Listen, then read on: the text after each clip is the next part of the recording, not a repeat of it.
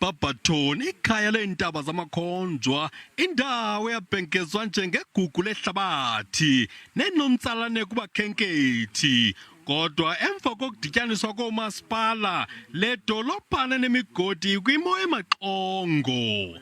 But since we become amalgamated and become a metro, that's exactly what it is. It's too big. And unfortunately, Barberton and Mjindi is not getting the credit. Izdalato zmaginxiginxi imingxuma inkunkuma ayithuthwa.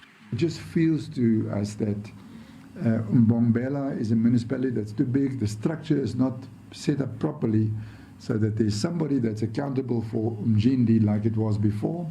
Ukudityaniswa kwabamasipala kuchaphazele namashishini. Vele lento ifanele sidecide livote lethu. Kufanele ukuthi siyovota sivotele ikusasa lethu.